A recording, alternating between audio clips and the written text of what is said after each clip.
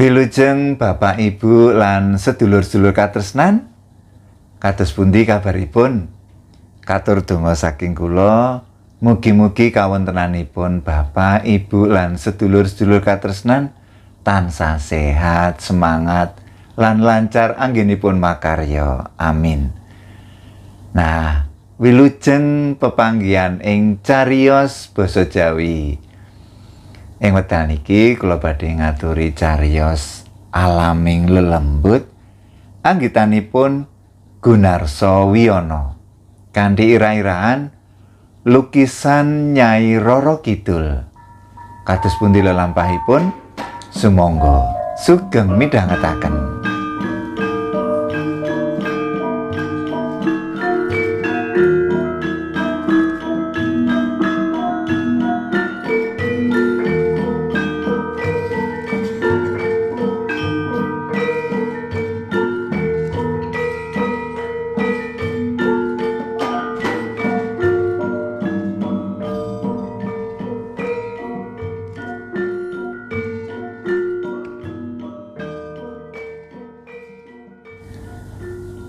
Wis sawetara suwe, Barjo ngenteni Subar sing kangsen arep niliki lukisan Nyai Roro Kidul kang jarene kebak swasana mistis. Subar kondang ahli ing babagan lukisan merga dheweke mono maklar dol tinuku barang antik. Mula Barjo ya kudu sabar anggone ngenteni Subar. Awit Barjo dhewe ora pati mudeng bab apik eleke seni lukis. Barjo lungguh ana lincak karo udut rokok gudang garam kretek abang.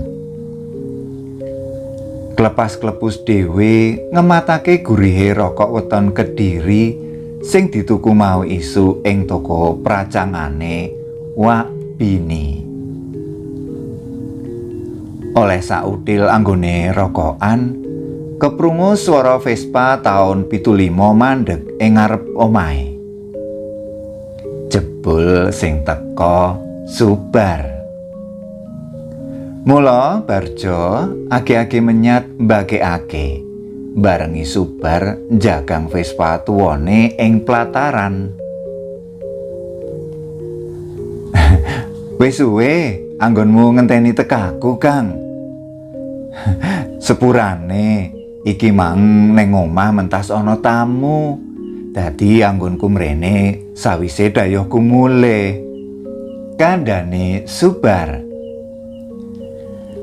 Ya karang ana tamu ya piye meneh. Kene Bar. Lungguh kene dhisik. Tak gaweake kopi ya. Iya, ning aja legi-legi ya, Kang. Gulane sithik wae.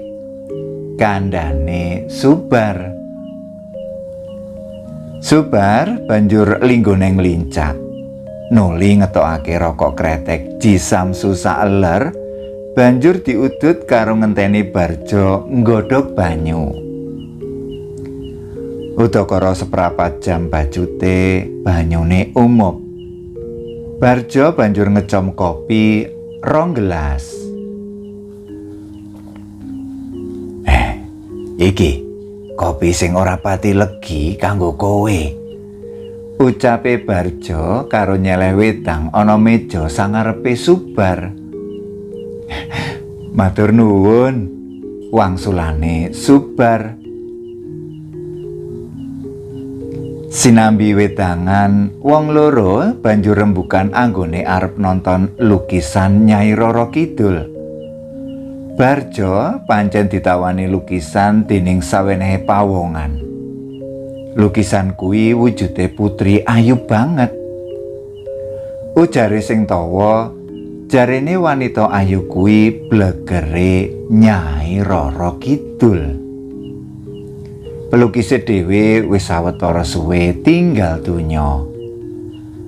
Sadurunge sing gambar tinggal donya, lukisan kuwi dititipake marang sedulure kang manggon ing Desa Barongan, Kecamatan Imogiri, Kabupaten Bantul. Nalika Barjo crita bab lukisan kuwi marang Subar, mitrane sing duwe kawigaten marang seni lukis iku langsung penasaran. Dheweke niat ngajak Barjo kanggo mbuktekake kaya ngapa wingite lukisan kasebut. Piye Kang? Penake awake dhewe budal saiki wae apa piye? Mumpung durung wengi. Pangajake Subar. Saiki ya malah apik. Aning kopine kuwi entekno dhisik. Eman-eman. Subar banjur nyrumput kopi sing isih separo gelas nganti kari cethene. Sabajute wong loro boncengan tumuju wilayah Imogiri. Saka Jogja menyang Imogiri ditempuh watara setengah jam. Merga lakune Vespa kawak kuwi mung gremet kaya bekicot.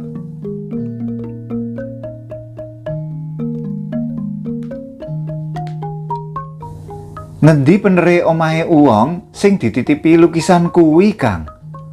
Subar miterang sawise lakune tekan desa Barongan. Kuwi ana gang cilik terus mlebu ngulon. Jawabe Barjo. Vespa banjur mlebu gang. Sawise nrutuli mbaka siji omah-omah ing sadawane gang kuwi, usana ketemu omahe Mbah Sukir, pawongan sing dititipi lukisan. Subar banjur mateni mesine Vespa lan dijagang ing tengah pelataran sing mbawira. Lelorone nuli jumangkah munggah balene omah joglo kuno kang kayu-kayune sarwa jati.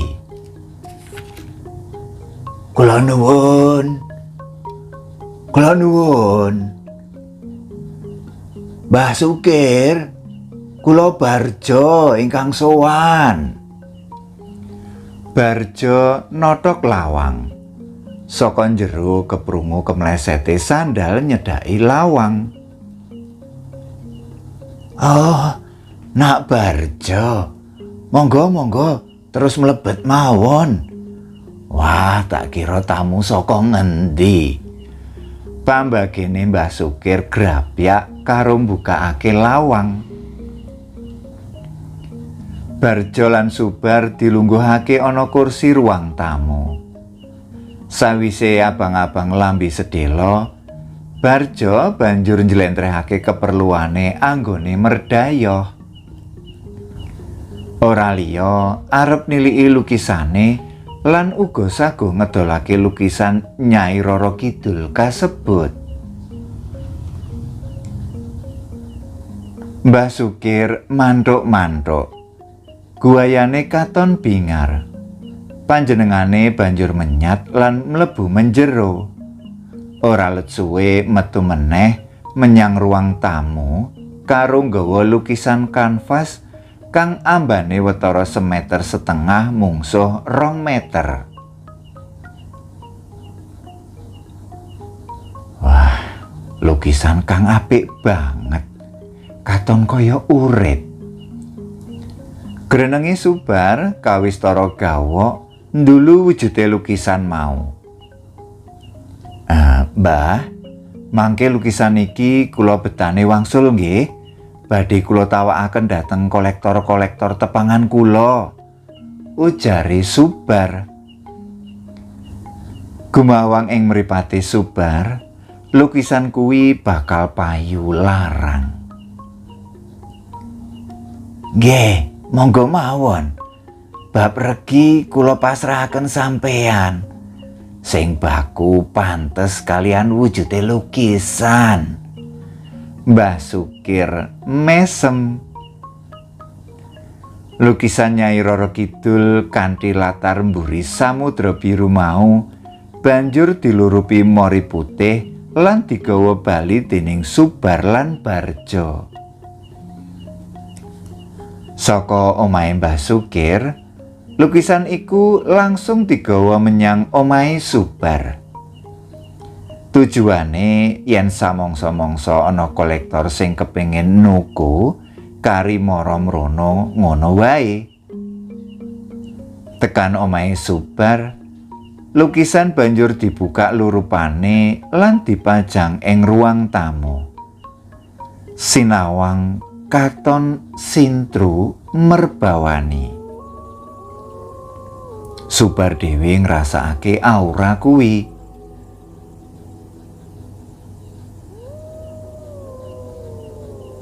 Bar, aku mengko terno mulih ya. Aku kesel nek kon mulih mlaku. Kandhane Barjo. Tenang wae, Kang. Mengko tak terke mulih. Aja sumelang. Wong loro banjur nyawang lukisan Nyai Roro Kidul sing pancen endah lan edipeni kasebut. Nanging Barjo malah rumangsa wedi. Saka rumangsane mripate Nyai Roro Kidul mau mencerengi dheweke. Sanalika githoke mengkirik, age-age dheweke mlengos nyawang nggon liya. Barjo banjur ngatak Subar supaya enggal diterake mulih. Bar, Subar, aku terno mulih saiki wae. Lho, ngopo kesusu? Kene lho, nyawang lukisan iki dhisik. Nanging Barjo tetep uga njaluk mulih. Dheweke arep aweh bab mripate Nyai Roro Kidul sing medeni kuwi marang Subar, nanging diwurungake. Ya wis, ayo tak terke mulih, ucape Subar.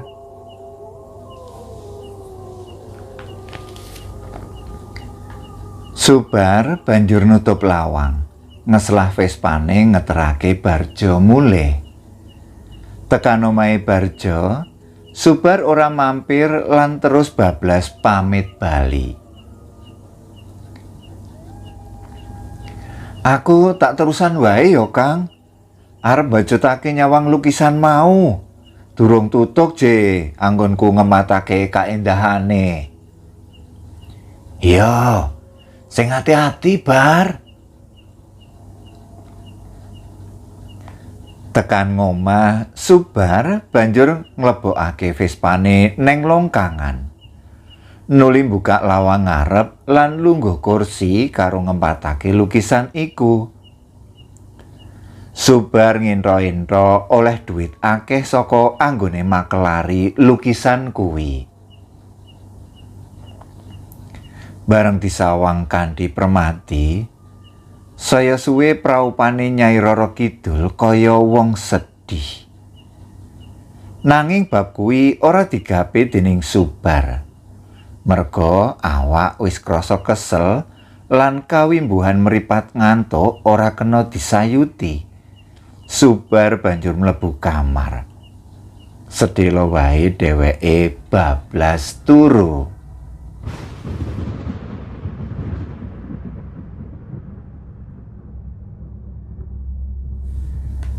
Bengine tanpa disumurupi Subar, lukisan Nyai Roro Kidul iku obah-obah dhewe kaya-kaya kepingin pindah saka papane. Lukisan mau uga nangis-nangis awit rumangsa ora seneng manggon ing omahe Subar. Dumadakan ana wewayangan kang uwal saka sanjerone lukisan Nyai Roro Kidul, banjur marani Subar sing isih turu angler. Aku balik noneng omahe Mbah Sukir meneh. Aku ora bisa pisah karo Mbah Sukir. Yen ora kok balekake ditenono, kowe bakal nemahi cilaka. Subar jenggira tangi, mripate diucek-ucek. Dheweke plingukan. Nanging ing kamare ora ana sapa-sapa. Mongko dheweke mau krasa yen dioyok-oyok dening wewujudaning wanita kang menganggo busana kanalindran. Iya, sesuk-esuk kowe tak balekake neng nggone Mbah Sukir. Ucape Subar rada banter kanthi pamrih supaya dirungu dening lelembut kang manjing jroning lukisan kuwi. Isuk umun-umun Subar nglorot lukisan iku saka tembok nuli dilurupi mori putih. Sabanjure nadyan rada rekoso, lukisan digawa bali menyang omahe Mbah Sukir. Dheweke sengaja ora ngomongi Barjo supaya ora ndedawa laku. Mbah Sukir nampani lukisan kasebut karo mesem kebak teges. Subar banjur pamit mulih. Lebar saka nggone Mbah Sukir, Subar lagi tumuju omahe Barjo. Dheweke njlentrehake bab kahanane lukisan sing nyolowati sarta kedadian sing dialami mau bengi. Barjo mung ngowoh karo manggut-manggut. Judul mekaten waosan saking cariyos basa Jawi. Mugi ndadosaken panglipuraning penggalih. Cekap semanten kula nyuwun pamit. Matur nuwun.